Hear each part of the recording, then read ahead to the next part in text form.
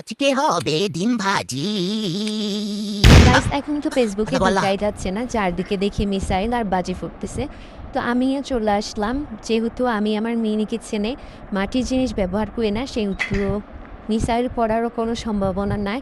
তাই আমি বাজি ফুটাইতেই চলে আসলাম। এই যে দেখতেই পাচ্ছ, আমি ভুট্টাটা দিয়ে দিয়েছি, হালকা একটু লবণ দিয়ে নেড়ে দিয়েছি। দেখো কীভাবে মানে বাজি ফুটতেছে, মনোযোগ দিয়ে দেখলে মানে দেখতে পাবে। দেখো বাজিগুলো ফুটে আমার ঢাকনাটা এদিক ওদিক নিয়ে যাইতেছে। কিন্তু শালার সবাই দেখছি যে ভুট্টাগুলো ফুটা শুরু করলে ঢাকনাটা নিয়ে ওইদিক পালাই যায়, সবগুলা ছিটে ছিটে যায়। আর আমারগুলা দেখো জায়গায় বসে থেকে কালা ভূত হয়ে গেছে। শালা শালা শালা মেজাজটা কী পরিমাণে খারাপ হইতেছে দেখতেই পাচ্ছ। আসছি মানে বাজি ফুটাইতে আর হয়ে গেছে কালিলা ভূত, জীবনে আমার দ্বারা কিচ্ছুই হবে না। আসলে আমার মা ঠিকই বলে।